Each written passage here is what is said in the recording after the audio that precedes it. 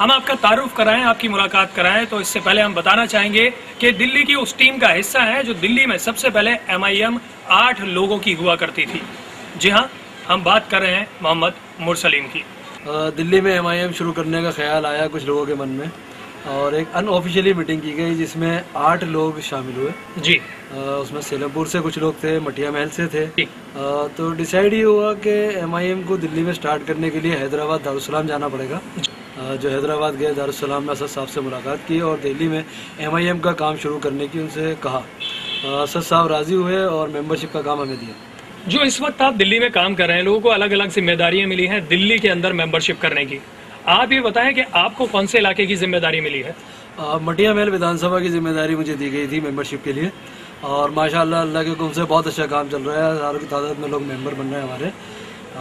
आगे भी हम लगातार मेंबरशिप करते रहेंगे। आप अपने बारे में कुछ बताएं कि आपने किस तरीके से अपनी जिंदगी की शुरुआत की? पॉलिटिकली शुरुआत आप कहना चाहते हैं? जी। पॉलिटिकली शुरुआत ऐसे हुई कि जब दिल्ली में आम आदमी पार्टी आई तो मैंने आम आदमी पार्टी ज्वाइन की और लोकसभा के चुनाव के वक्त मेरा इंतखाब किया गया चांदनी चौक लोकसभा से कैंडिडेट के तौर पर आम आदमी पार्टी का।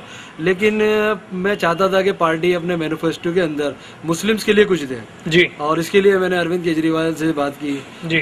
तो मैंने उनसे ये कहा कि हम दिल्ली में आरक्षण तो दे नहीं सकते हैं, हम चाहते हैं कि दिल्ली में मुसलमानों को तालीम के अंदर 50% का डिस्काउंट दिया जाए जी। जो केजरीवाल जी ने और बाकी आम आदमी पार्टी ने मेरी बात नहीं मानी और मैंने उस वक्त पार्टी से काफ़ी इसमें जोर लगाया। हमने काफ़ी मुस्लिम्स थे, हम लोग ने जोर लगाया कि मुस्लिम्स के लिए कुछ हो। क्या ये जो लड़ाई ये जो लड़ाई है, क्या ये सिर्फ मुस्लिमों की है या हर इंसान की है? ये देखा जाए तो हर इंसान की है, पर मुस्लिम के लिए खासकर, क्योंकि मुस्लिम्स को इस वक्त तालीम की दिल्ली के अंदर बहुत ज़्यादा ज़रूरत है और महंगी तालीम होने के कारण मुस्लिम तालीम से पीछे रह जाते हैं। तालीम को बढ़ाने के लिए आपकी MIM पार्टी क्या कोशिशें कर रही है? देखिए, देखा जाए तो हैदराबाद के अंदर भी MIM बहुत हद तक काम कर रही है पार्टी के लिए। जो मुस्लिम हैं खासकर और जो पिछड़े तबके के लोग हैं और उनके लिए इंजीनियरिंग कॉलेज, मेडिकल कॉलेज, सबकी फैसिलिटीज़ वहाँ पे दी जा रही है और ऐसा ही हम चाहते हैं कि दिल्ली के अंदर भी सस्ती तालीम मिले।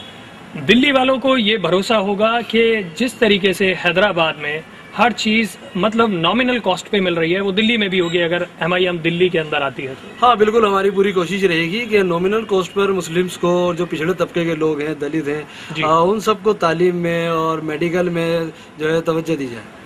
जब आप आम आदमी पार्टी में थे तो आपका MIM की तरफ कैसे झुका हुआ?